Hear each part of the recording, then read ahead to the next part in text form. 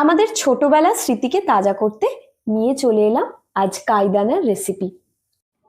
যদিও এর অনেক নামই আছে, কেউ কেউ এটাকে মদন কটকটি বলেন, কেউ কেউ কটকটি ভাজা বলেন। আপনারা কি বলেন এটাকে? নমস্কার বন্ধুরা, অপালার রান্নাঘরে সকলকে স্বাগত জানাই। তাহলে চলুন রেসিপিটা দেখে নিই। প্রথমেই আমি 2 কাপ ময়দা নিয়ে নিয়েছি। এবার এর মধ্যে দিয়ে দিচ্ছি 1/4 কাপ পাউডার সুগার। এমনি চিনিকে মিক্সার গ্রাইন্ডারে দিয়ে গুঁড়ো করে নিয়েছি। দিয়ে দিলাম 2 টেবিল চামচ মিল্ক পাউডার, 1/2 চা চামচ নুন, 1 চা চামচ কালো জিরে। এবার সব শুকনো উপকরণগুলোকে ভালোভাবে মিশিয়ে নিলাম। 1/4 কাপ সাদা তেল এর মধ্যে দিয়ে দিলাম। এবার তেলটাকে সমস্ত শুকনো উপকরণগুলোর সঙ্গে খুব ভালোভাবে মিশিয়ে নিচ্ছি।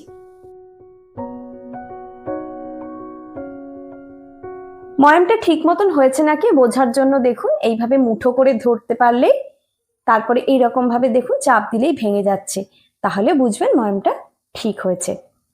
এবার 1/2 কাপ হালকা গরম জল নিয়ে নিয়েছি। অল্প অল্প করে জল দিয়ে এর মধ্যে একটা শক্ত ডো আমি বানিয়ে নিচ্ছি।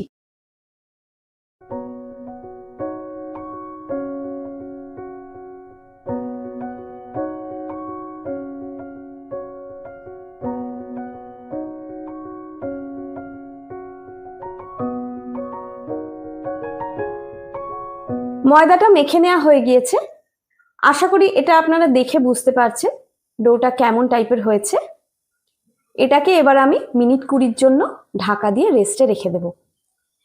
1/2 কাপ জলের থেকে এই 1 টেবিল চামচ আর এই 2 টেবিল চামচ, 1/2 কাপ জলের থেকে 2 টেবিল চামচ জল আমার বেঁচে গিয়েছে ময়দাটা মাখতে।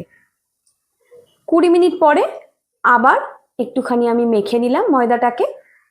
এইবার এই ডোটাকে দুটো ভাগে আমি ভাগ করে নিচ্ছি।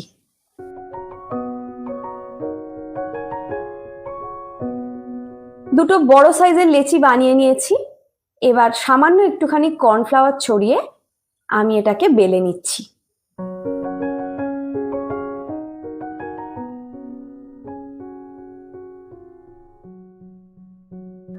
খুব বেশি পাতলা এটাকে বেলা যাবে না, থিকনেসটা কতটা হবে সেটাও আমি আপনাদেরকে দেখিয়ে দিচ্ছি।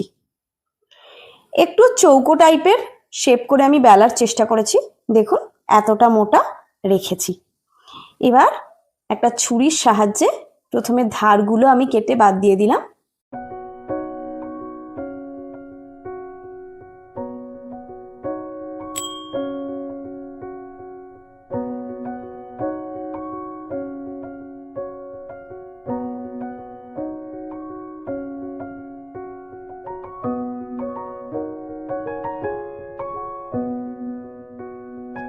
এবার ছোট ছোট করে স্কোয়ার শেপে এগুলোকে কেটে নিচ্ছি।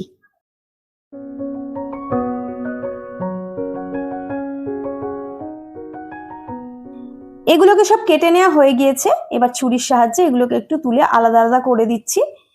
এগুলো যাতে একটু গায়ে গায়ে লেগে লেগে না যায় তার জন্য এর মধ্যে সামান্য একটু কর্নফ্লাওয়ার আমি ছড়িয়ে এইভাবে একটা থালার মধ্যে এগুলো উঠিয়ে রাখলাম। একইভাবে অন্য লেচিটাকেও বেলে তার থেকেও আমি কাইদানাগুলো কেটে নিয়েছি। কড়াইতে সাদা তেল দিয়ে দিলাম, তেলটাকে ভালোভাবে গরম করে নিলাম। প্রথমে 2-1টা এর মধ্যে দিয়ে আমি দেখে নিচ্ছি, যখন এই বাবলটা একটু বেশি বেশি উঠতে শুরু করবে সেই সময় আমি সবগুলো এর মধ্যে দিয়ে দিচ্ছি। এইবার গ্যাসের ফ্লেমটাকে আবার আমি কমিয়ে লো টু মিডিয়ামে করে দিয়েছি। তারপর সমস্ত কাইদানাগুলো হালকা বাদামি রং করে আমি ভেজে নিচ্ছি। একটা লট ভেজে নেওয়ার পর পরের লটটাকেও একইভাবে আমি ভেজে নিয়েছি। তাহলে দেখলেন তো কাইদানা বানানোটা ঠিক কতটা সহজ, আর এটা খেতেও খুবই মজাদার। চায়ের সঙ্গে যেমন ভালো লাগে, শুধু মুখেও কিন্তু খুব ভালো লাগে। আমার আজকের রেসিপিটা কেমন লাগলো অবশ্যই কমেন্টে জানাবেন, আর ভালো লাগলে ভিডিওটাতে একটা লাইক দিয়ে চ্যানেলটা সাবস্ক্রাইব করার অনুরোধ রইল। সবাই ভালো থাকবেন।